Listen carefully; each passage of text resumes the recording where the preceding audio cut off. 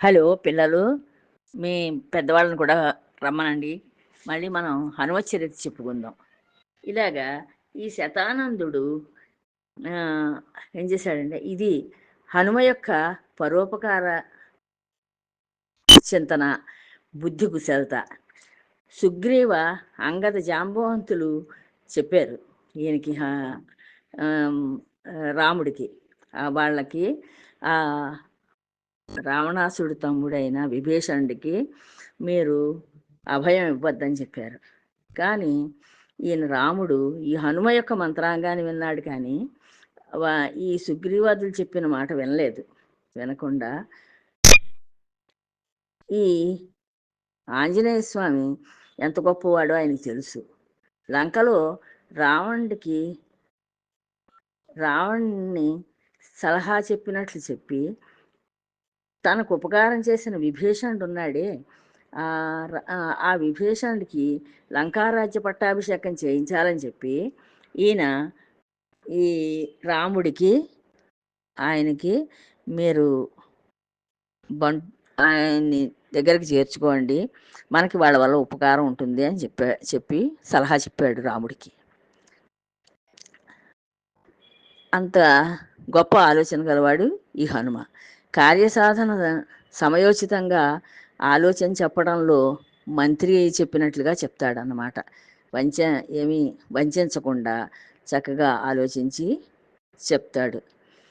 అలా మోసం చేయకుండా చెప్పడంలో ఒక మనకి నమ్మిన బొంట ఎలాంటివాడో అలాంటివాడు ఈ ఆంజనేయ స్వామి. దుఃఖం వచ్చినప్పుడు ధైర్యవచనాలు చెప్పడంలో, వాళ్ళ శోకాన్ని తీర్చడంలో, వాళ్ళ బాధల్ని తీర్చడంలో బంధువులంటివాడు. మాట పొందిక తెలిసిన మనసున్న మనసై మన మనస్సుకి దగ్గరగా ఆలోచనలు చెప్తూ మెలగటంలో ఇష్టసఖుడు. బాగా మనకి ఇష్టమైన స్నేహితుడు ఎలా మంచి మంచి సలహాలు చెప్తాడో అటువంటి వాడి ఆంజనేయ స్వామి. ప్రస్తుతించడంలో భట్టుకవి. ఎదటి వాళ్ళని పొగడ్డంలో భట్టుకవి ఎలాగా ఆయన కవిత్వంలో రాసేవాడు అటువంటి వాడు. తోడుగా నిలబడ్డంలో కొడుకు లాంటివాడు. కొడుకున్నాడు అనుకోండి, నాకు కొడుకున్నాడనే ధైర్యంతో తండ్రి చాలా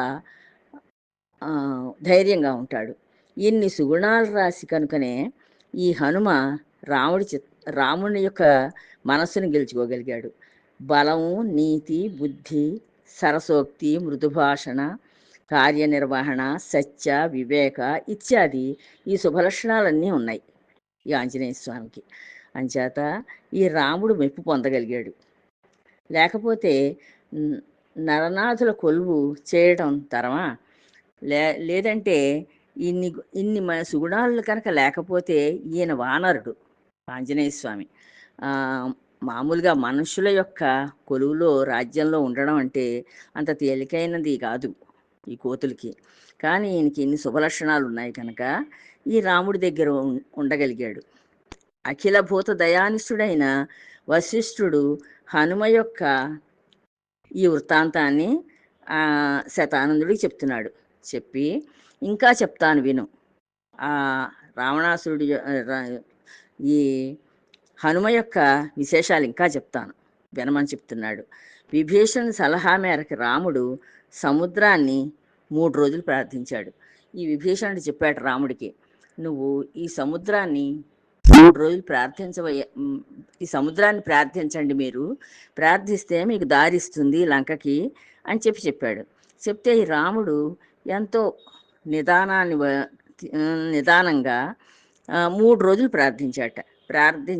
ప్రార్థించిన ఈ సముద్రుడు ఎక్కడ దారి ఇవ్వలేదు. దారి ఇవ్వకపోయేసరికి ఆయన కోపం వచ్చి బాణప్రయోగం చేయబోయాడు. ఈ సముద్రుడి మీద ఒక బాణాన్ని సంధించబోయాడు. సంధించబోతే ఈ రామబాణానికి ఇంకా తిరుగుండదు. ఆయన ఏమి చెప్పి చేసి రమ్మన్నాడో అది వచ్చేస్తుంది ఆ బాణం. అందుకని భయపడి ఈ సముద్రుడు ఆయనకి ప్రత్యక్షమయ్యి దారిచ్చేసరికి విశ్వకర్మ కుమారుడు నలుడనేవాడు.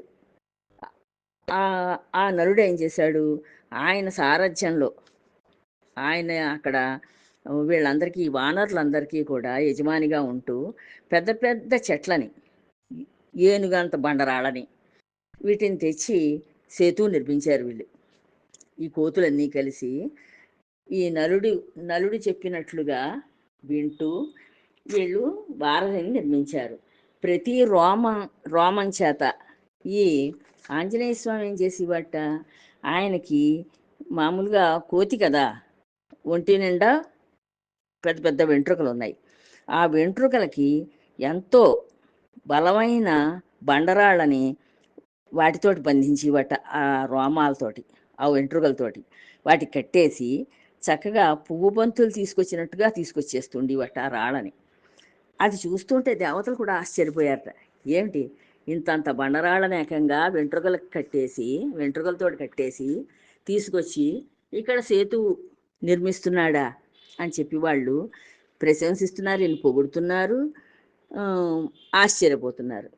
రాముణ్ణి తన భుజం మీదకి ఎక్కించుకుని ఈ హనుమ ముందు నడుస్తుంటే మిగతా వానర సైన్యం అంతా ఈయన వెనకాల లంకానగరంలో ప్రవేశించారు.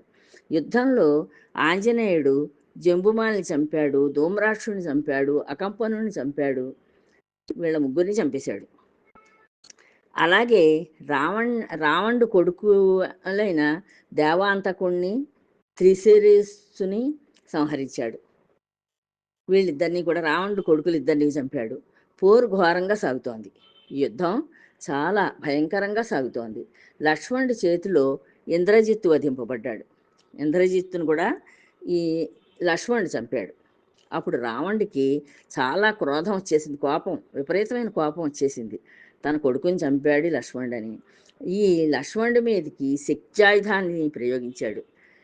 దాని పేరు శక్తి. ఆ శక్తి అనే ఆయుధాన్ని ఈ లక్ష్మణుడి మీదకి ప్రయోగించాడు రావణాసురుడు. ఆ ప్రయోగానికి ఈ లక్ష్మణుడు మూర్చిపోయాడు. అప్పుడు రాముడు చింతాక్రాంతుడయ్యాడు, చాలా బాధపడుతున్నాడు. రాముడు చాలా బాధపడుతూ ఈ ఆంజనేయ స్వామి దగ్గరికి వచ్చి, ఇంతకుముందు ఇంద్రజిత్తు వేసిన శక్త్యాయుధానికి వానరసేన అంతా మూర్చిపోతే ఈ జాంబవంతుడు చెప్పాట, నువ్వు హిమాలయాలకు వెళ్ళి ఓషధులను తీసుకొచ్చి ఈ వానరసేనంతని మళ్ళీ బతికించు అని చెప్పాట ఆంజనేయ స్వామికి. అలా చేసావు నువ్వు. ఇప్పుడు కూడా నా తమ్ముడి ప్రాణాలని నువ్వే కాపాడాలి, నన్ను ఆనందింపచేయి, ఆయన ప్రాణాలు కాపాడు, నన్ను ఆనందింపచేయి అని చెప్పి ఈయన్ని ప్రార్థించాట రామచంద్రుడు. అప్పుడు ఈ రాముడు ప్రార్థన మేరకి ద్రోణాద్రికి బయలుదేరాడు ఈ మారుతి.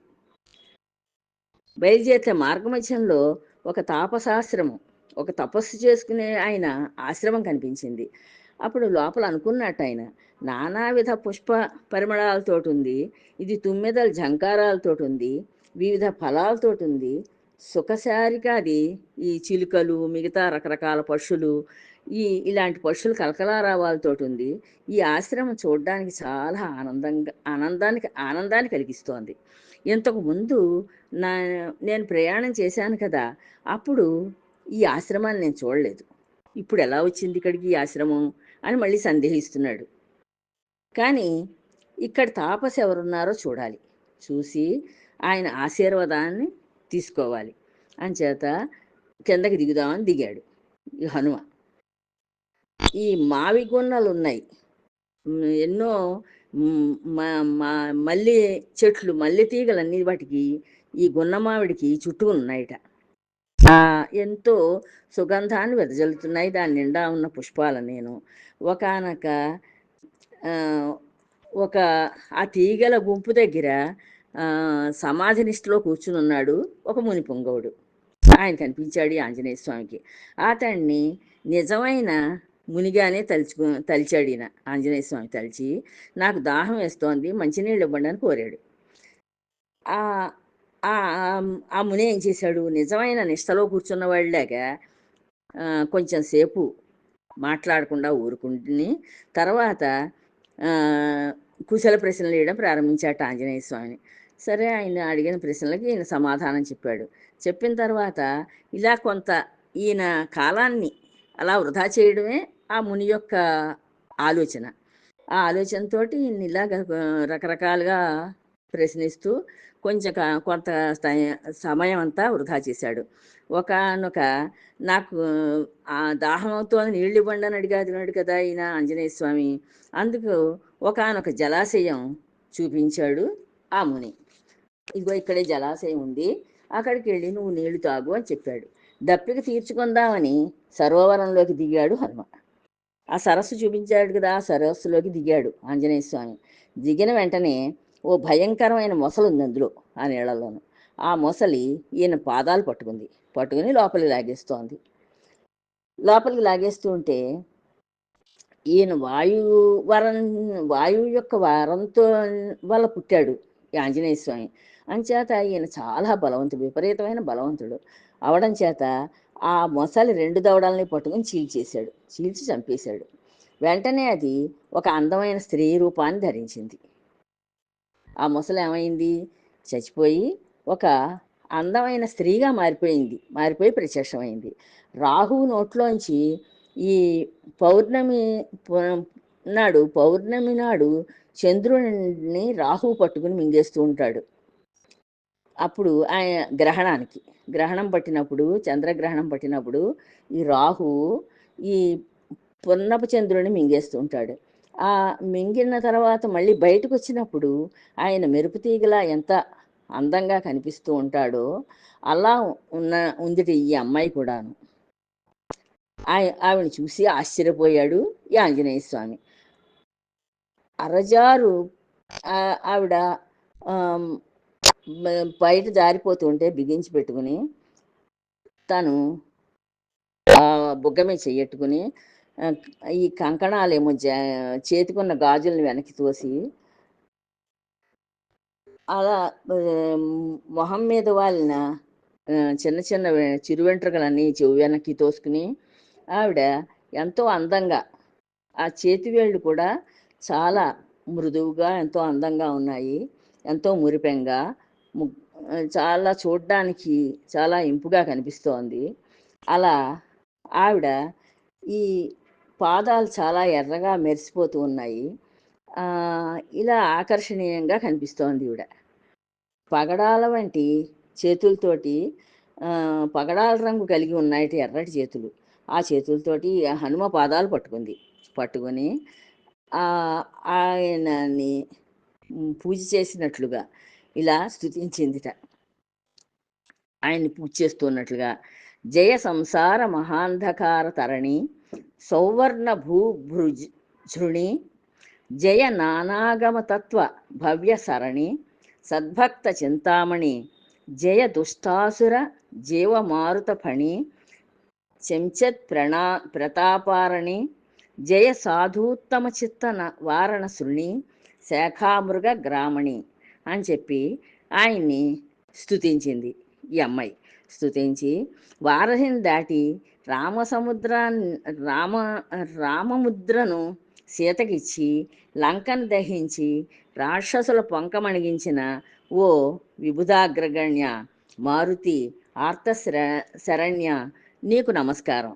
ఈ క్రూరమైన మొసలి రూపాన్ని ధరించి బురదలో పొర్లుతూ సుడినీళ్లలో తిరుగుతూ ఇంతకాలంగా నే పడిన దురవస్థ నీ పాదస్పర్శతోటి తొలగిపోయింది. నీ విచిత్ర మహిమను ఏమని స్తుతించాలి? నువ్వు ఎంతో గొప్ప మహిమ గలవాడివి. నీ మహిమని నేను ఎంతని స్తుతించగలుగుతాను? నీకొక కార్యాన్ని సూచిస్తాను, నీకొక పని చెప్తాను. నీకు చెప్పటం అంటే అమృతోత్పాదికి నీరుని చూపించడమే. నువ్వు అమృతాన్ని పొందిన వాడివి. నువ్వు నీళ్ళని చూపిస్తే ఎలా ఉంటుందో అలాంటిది నేను ఏదో ఒకటి చెప్దాం అనుకుంటున్నాను అంతే. దొంగ జపం చేస్తూ మునివేషంలో ఉన్నవాడు కాలనేమి. అక్కడ నీకు ఒక ముని కనిపించాడు కదా ఆశ్రమంలో, ఆ ముని ఎవరనుకుంటున్నావు? అతని పేరు కాలనేమి అనే రాక్షసుడు. వాడు ఒక రాక్షసుడు. నీ ప్రయాణానికి ఆటంకం కల్పించడం కొరకు రావణుడు పంపించాడు వాడిని. అక్కడ ఉన్నాడు. రావణుడు పంపిస్తే వాడు అక్కడ కూర్చుని ఉన్నాడు తపస్సు చేసుకుంటూ ఉన్నట్లుగాను. వాడిని వధించు, నువ్వు ముందు వాడిని చంపేసేయి, ముందుకు సాగిపో, వాడిని చంపేసి ముందుకు వెళ్ళిపో అని మనవి చెప్పింది. అని చెప్పింది ఈ అమ్మాయి. ఎంతో విస్మితుడై హనుమ ఆమెనిలా అడిగాడు. ఈయన ఆశ్చర్యపోయాడు. ఆశ్చర్యపోయి మళ్ళీ ఆ అమ్మాయిని అడిగాడు. ఏంటి ఓ మగువా, మకరివై నా పాదాన్ని పట్టి పిమ్మట మందయానవై నా ముందు నిలిచిన నీ వృత్తాంతాన్ని చెప్పు. అసలు నువ్వు ఒక మొసలిగా ఉన్నావు ఆ నీళ్ళలో పడి. ఆ మొసలివేమో నా పాదం పట్టుకుని లాగావు, నన్ను చంపుదామని చూసావు. నువ్వు నా చేతిలో చచ్చిపోయి ఇలా ఎంతో అందమైన ఒక స్త్రీగా మారిపోయావు. అసలు నీ కథ ఏమిటో చెప్పు ముందు నాకు అని అడిగాడు ఆంజనేయ స్వామి. అప్పుడు ఆమె తన విచిత్రమైన శాప వృత్తాంతాన్ని ఇలా చెప్పసాగింది. అప్పుడు ఆవిడ చెప్తోందనమాట. ఆవిడకి వచ్చిన శాపం ఎలా వచ్చింది ఏమిటి అని చెప్తోంది.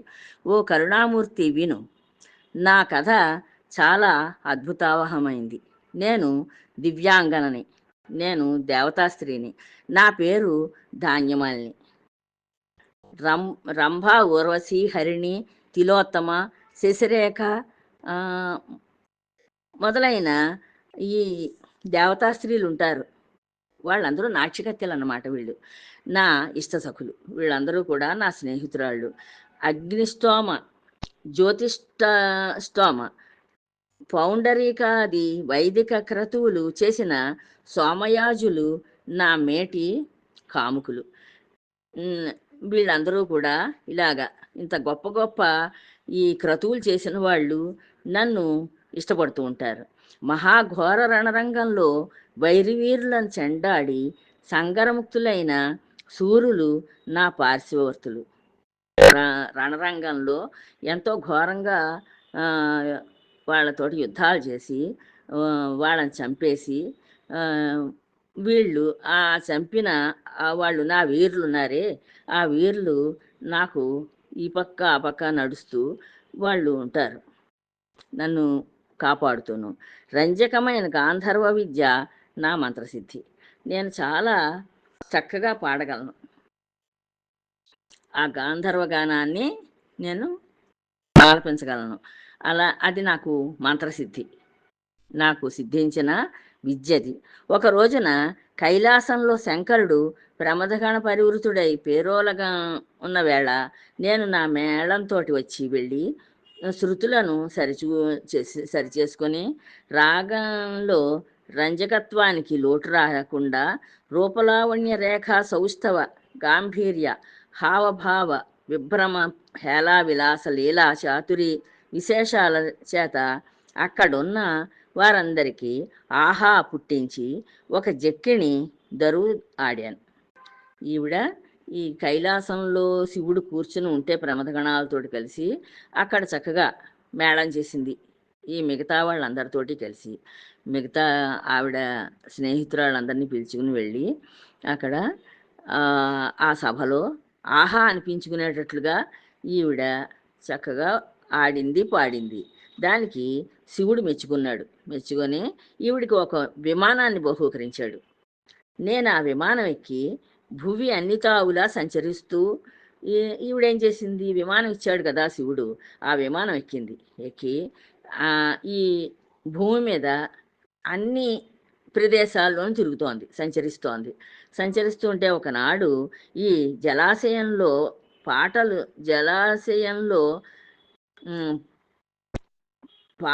పాడుకుంటూ జలకేళి సలిపాను. ఈ జలాశయంలో దిగాను. నువ్వు ఇప్పుడు నీళ్లు తాగుదామని వచ్చావే, ఆ జలాశయంలో నేను దిగి అక్కడ నేను ఆ జలక్రీడ ఆడుకుంటూ పాడుకుంటున్నాను. చెంతనే శాండిల్యుడనే మునీంద్రుడు కనులు మూసుకొని తీవ్ర తపస్సులో ఉన్నాడు. ఆ దగ్గరలోనే ఉన్నాడు శాండిల్యుడనే ముని, తపస్సు చేసుకుంటున్నాడు. నా పాట చెవిని పడగానే నిష్ఠ చెదిరిపోయింది ఆయనకి. ఆ తపస్సు అంతా మర్చిపోయి కళ్ళు తెరిచి నన్ను చూసి నివ్వెరపోయాడు, ఎంతో ఆశ్చర్యపోయాడు. చెరకు విలుగాడు వెంట సంధించిన బాణంలా ఉన్న నన్ను చూడగానే మునికి తాలిమి దూరమైంది. ఈయనకి ఇంకా ఆ తపోనిష్ట పోయి ఈవిడిని చూసి ఈవిడ దగ్గరికి వచ్చాడు. ఈవిడ ముఖం ఎప్పుడైతే చూశాడో చూసి ఈవిడ్ని తాను వరించాడు. వెంటనే జపతపాలు చాలించాడు. చాలించి శాంతిని విడిచిపెట్టాడు. విడిచిపెట్టి తన కోరికతోటి అడుగులు తడబడుతూ ఉంటే, శరీరం పులకిస్తూ ఉంటే తొట్రుపడుతూ వడివడిగా వచ్చాడు. వచ్చి నిలిచి, "ఓ ఓ అమ్మాయి, ఎర్రని పాదాలు పగడపు కాంతులను విరజిమ్ముతున్నాయి. నువ్వు చాలా అందంగా ఉన్నావు. అంచేత నువ్వు నువ్వు నాకు నా హృదయాన్ని ఆకర్షించావు. అందుకని నువ్వు నాకు భార్యగా ఉండని కోరుకున్నాడు. కోరుకుంటే ఆవిడంది, ఇది నీకు చాలా నీచమైన కోరిక. నువ్వు తపస్యాలివి. ఆ తపస్సులో నువ్వు ఉన్నప్పుడు నీకు భగవంతుడు ఎన్నో రకాలుగా దర్శనమిస్తూ ఉంటే, ఆ ఆనందం ముందు ఈ తుచ్చమైన ఆనందం ఎంత హీనమైంది. అంచేత నువ్వు ఇటువంటి కోరిక కోరుకోకూడదు అని చెప్పి ఈయనకి ఎన్నో రకాలుగా హితవు చెప్పింది ఈ మునికి. మునికి ఎంత హితవు చెప్పినా ఆయన మాత్రం వినలేదు. వినకపోయేసరికి, సరే అయితేను నేనిప్పుడు ఆహ్, నేను ఇప్పుడు అంటుపడి ఉన్నాను. అంచేత నేను శుచినై వస్తాను నీ దగ్గరికి అని చెప్పి ఈవిడ వెళ్ళిపోయింది. ఈ ముని ఎదురు చూస్తూ కూర్చున్నాడు. ఆయనకు మాటిచ్చి వెళ్ళిపోయింది. ఈ ఈ ఈవిడ ఈవిడ తన ప్రదేశానికి వెళ్ళిపోయింది. వెళ్ళిపోయి ఈవిడ ఒక చోట ఒక రాగాలాపన చేస్తూ పాడుకుంటోంది వీణ మీద. పాడుకుంటూ ఉంటే ఆ పాటని రావణాసురుడు ఆ దగ్గర ఆ పాట విని దగ్గరికొచ్చాడు. దగ్గరికొచ్చి, "ఓ భామిని, నిన్ను నేను కోరుకొని వచ్చాను. నన్ను నువ్వు వరించన్నాడు." అంటే, ఇప్పుడు నేను శుచిగా లేను. నిన్ను నేనిప్పుడు వరించనంటుంది. శుచినై వస్తాలే అంది. అంటే అలా కాదని చెప్పి ఈవిడ ఈవిడకి ఈవిడతో కలిసి ఒక కొడుకుని కానీ ఆ కొడుకుని తీసుకుని వెళ్ళిపోయాడు. వాడి పేరు అతికాయుడు. ఆ కొడుకు పేరు అతికాయుడు. వాడు పుట్టాడు. వాడు పుట్టగానే ఆ కొడుకుని తీసుకుని ఆ రావణాసురుడు వెళ్ళిపోయాడు. వెళ్ళిపోయిన తర్వాత ఈవిడ శుచి అయ్యి ముని దగ్గరకొచ్చింది. ముని దగ్గరకొస్తే ముని ఆయన దివ్య దృష్టితోటి జరిగిందంతా తెలుసుకున్నాడు. తెలుసుకుని, నాకు నువ్వు అబద్ధం చెప్పి నా దగ్గర నుంచి వెళ్ళిపోయావు. ఇంకొకడి పొందు కోరావు కనుక నువ్వు ఇక్కడ ఈ సరస్సులో ఒక మొసలిగా పడుండు. నీకు ఆహ్, ఈ మొసలి రూపం వస్తుంది అని చెప్పి శపించేశాడు. శపిస్తే ఆ ముని శాపానికి భయపడి ఈవిడ శాపోపశమనం చెప్పండి అని చెప్పి బతిమాలుకుంది. తర్వాత కథ తర్వాత చెప్పుకుందామమ్మా. ఉంటాను. జై శ్రీరామ్.